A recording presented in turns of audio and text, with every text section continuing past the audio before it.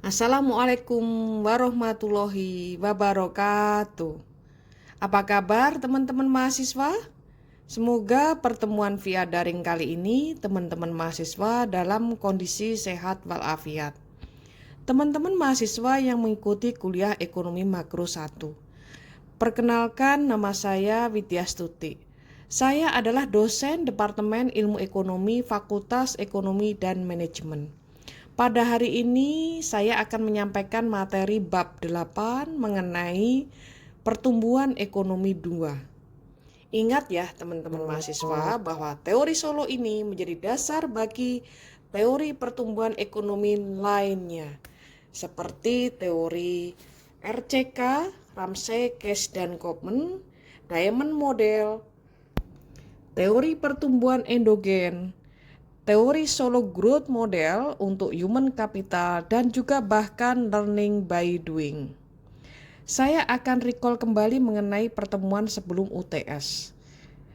Bab 3, kita telah membahas determinan penting produksi barang dan jasa, yaitu modal, tenaga kerja, dan teknologi.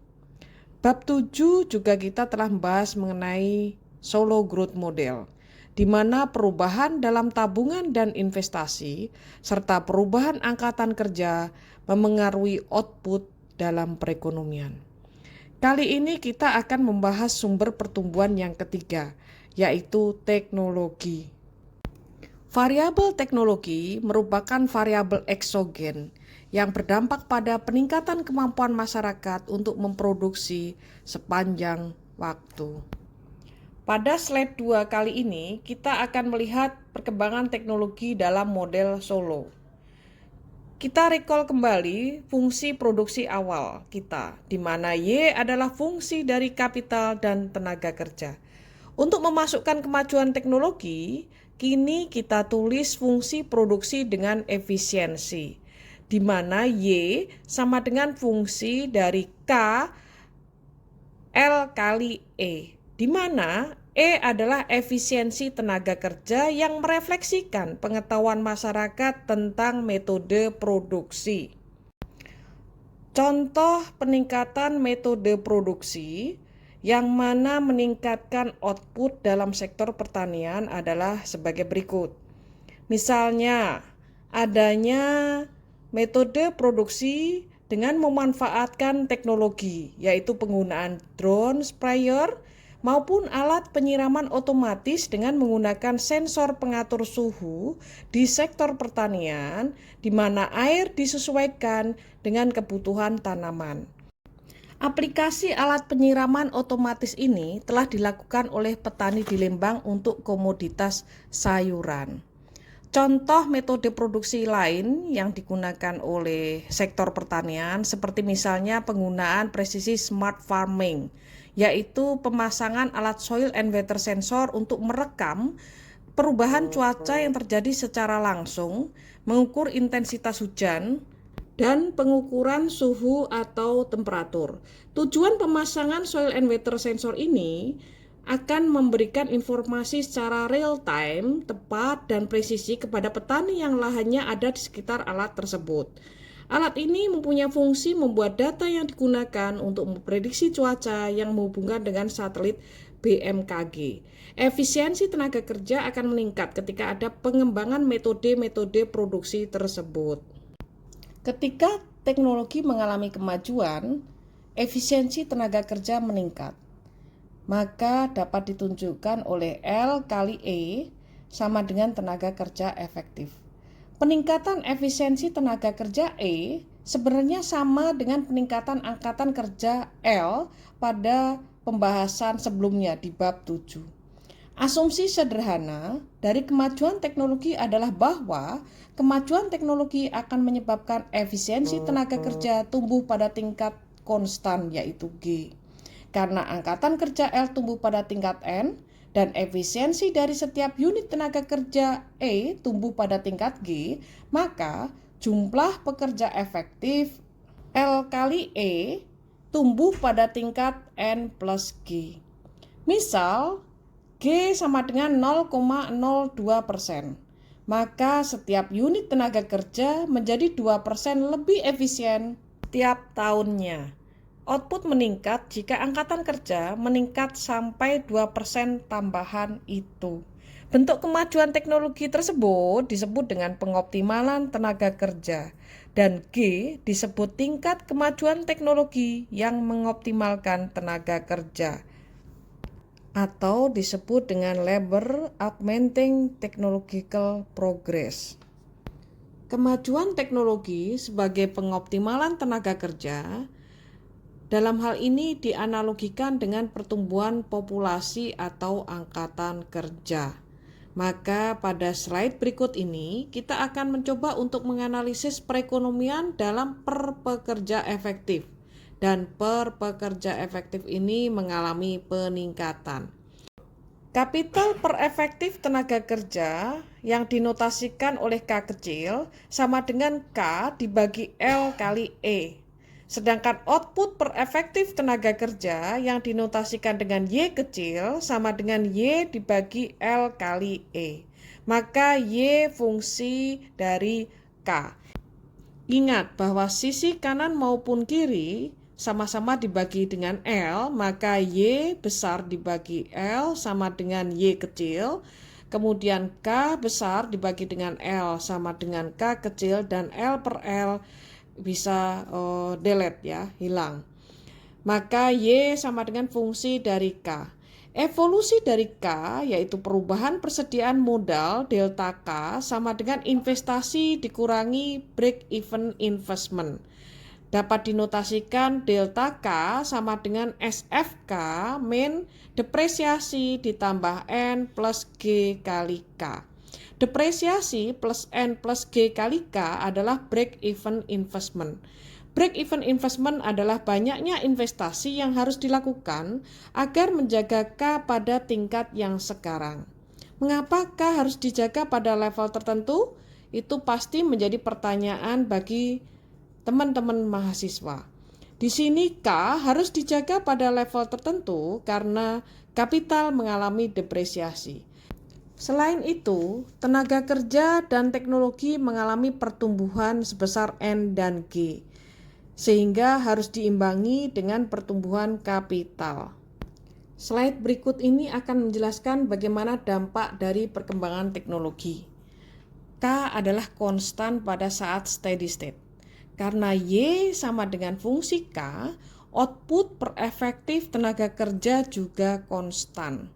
Jika pertumbuhan efisiensi pada setiap aktual tenaga kerja sama dengan G, maka output per tenaga kerja atau Y per L sama dengan Y kali E yang tumbuh dengan tingkat G.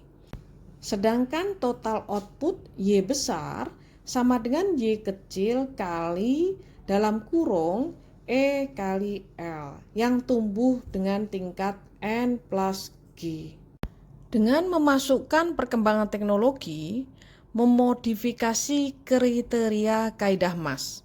Sekarang tingkat modal kaidah emas didefinisikan sebagai kondisi mapan yang memaksimalkan konsumsi per pekerja efektif. Berbeda pada bab sebelumnya, bab 7, yaitu memaksimalkan konsumsi per pekerja saja. Maka pada kondisi steady state per efektif tenaga kerja, C star sama dengan fungsi K star dikurangi dalam kurung depresiasi N plus G kali K star. Di sini tabungan yang tinggi mengarah ke tingkat pertumbuhan yang tinggi hanya jika kondisi mapan dicapai. Sekali perekonomian berada dalam kondisi mapan, tingkat pertumbuhan output per pekerja hanya bergantung pada tingkat kemajuan teknologi. Kita perhatikan slide berikut ini.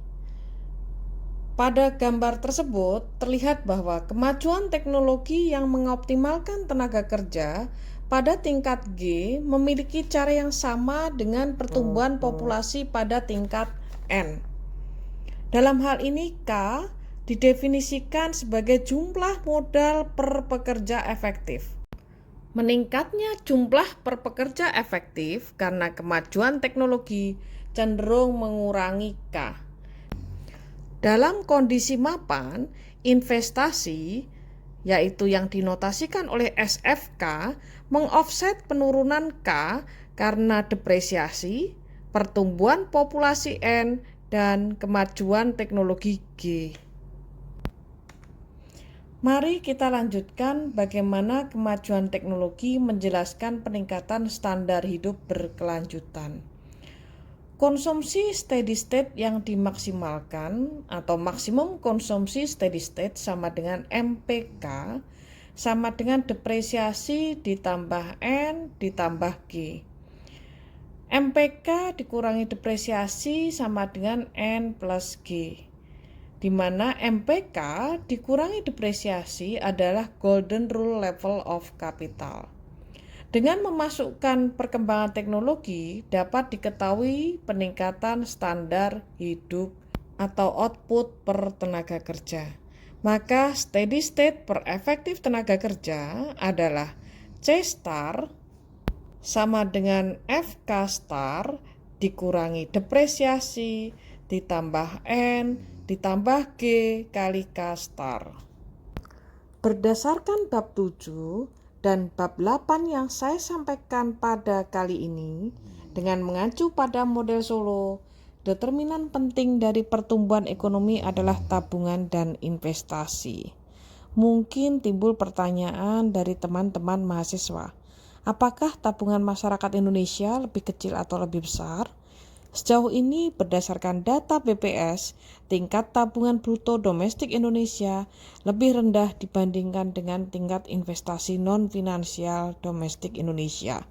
Oleh karena itu, untuk menutup perbedaan antara tingkat tabungan dan tingkat investasi non-finansial domestik Indonesia, diperlukan foreign direct investment atau investasi asing. Terkait dengan hal tersebut, bagaimana kebijakan yang dapat dilakukan oleh pemerintah untuk meningkatkan pertumbuhan ekonomi? Salah satu kebijakan yang digunakan untuk meningkatkan pertumbuhan ekonomi adalah mengevaluasi tingkat tabungan. Jika real GDP meningkat 3% per tahun, maka N plus G sama dengan 0,03.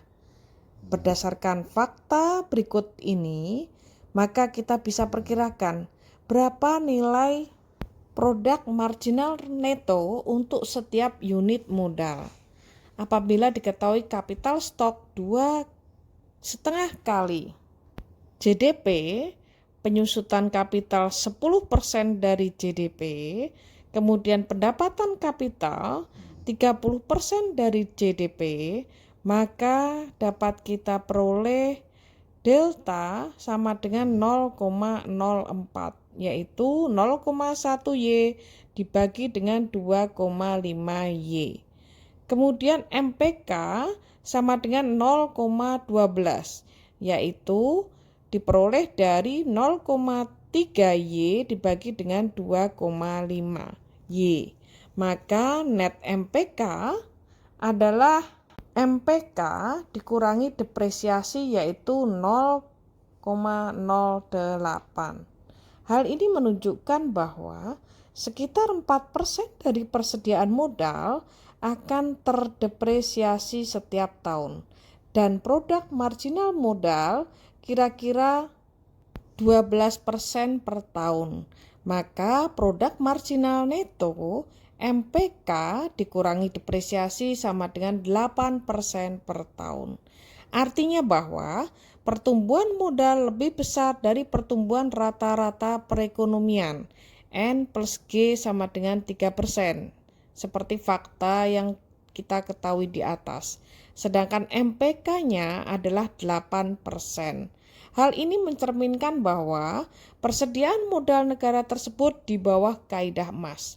Atau dengan kata lain, negara tersebut menabung dan menginvestasikan bagian yang lebih besar dari pendapatannya, sehingga perekonomian akan tumbuh jauh lebih cepat dan mencapai kondisi mapan yang tentunya juga berada pada konsumsi yang jauh lebih tinggi.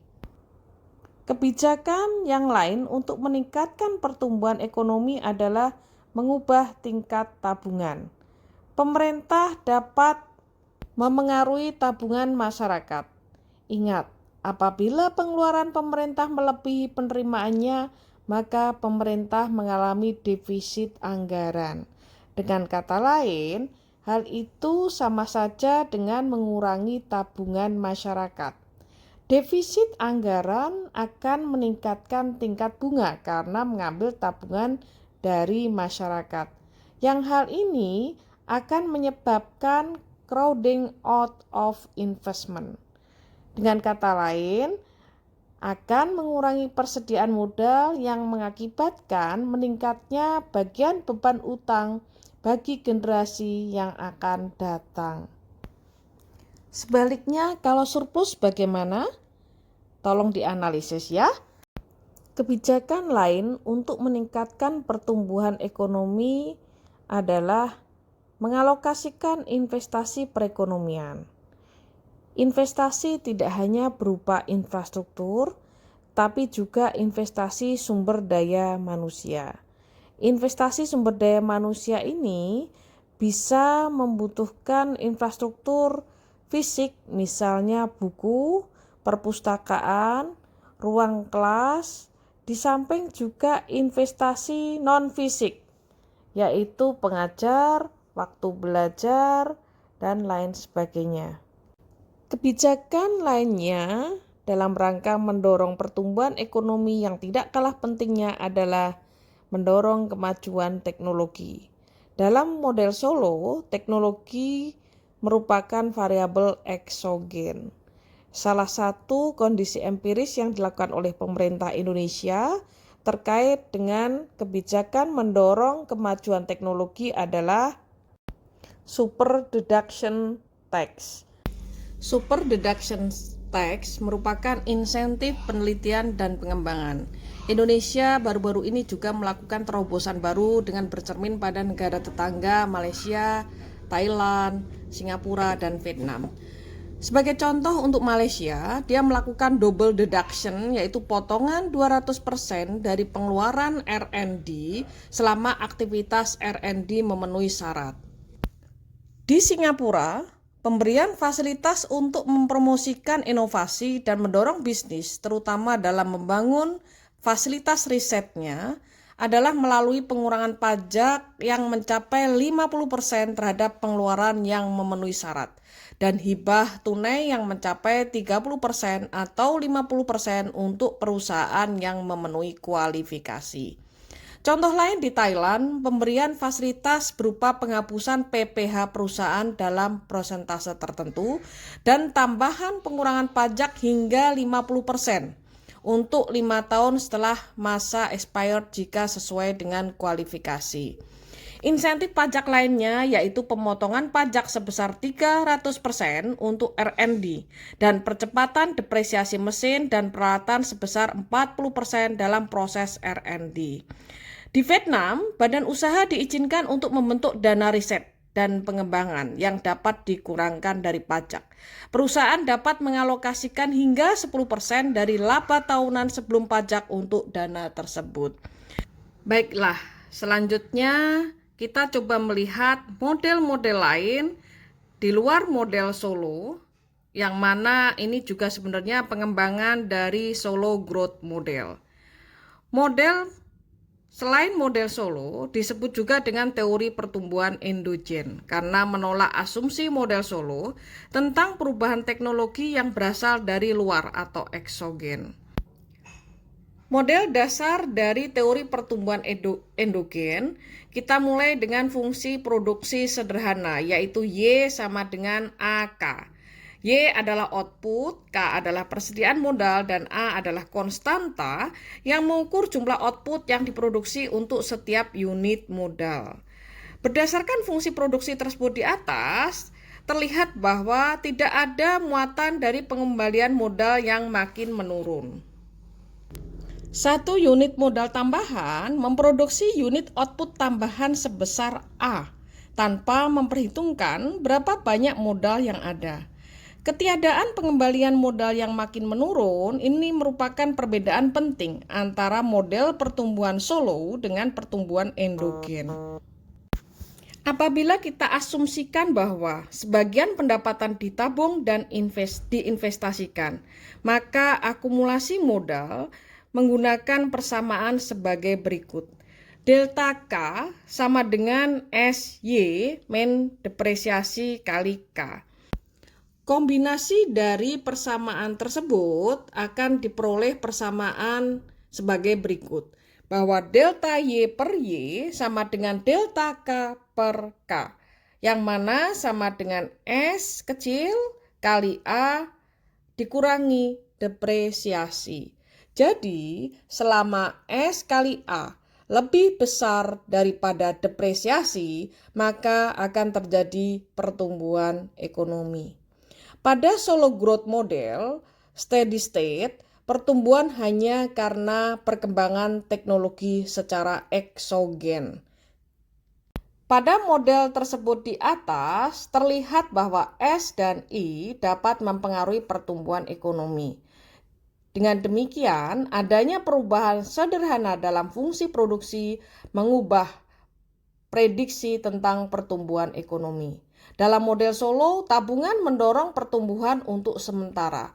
Tetapi pengembalian modal yang kian menurun pada akhirnya akan mendorong perekonomian mencapai kondisi mapan di mana pertumbuhan hanya bergantung pada kemajuan teknologi secara eksogen. Sebaliknya, apabila kita lihat dari pertumbuhan endogen, tabungan dan investasi dapat mendorong pertumbuhan secara berkelanjutan. Demikian teman-teman mahasiswa materi chapter 8 teori pertumbuhan ekonomi 2 pada sesi kali ini. Semoga materi ini bermanfaat bagi teman-teman mahasiswa. Akhir kata saya sampaikan terima kasih. Wassalamualaikum warahmatullahi wabarakatuh. Tetap semangat dan jaga kesehatan.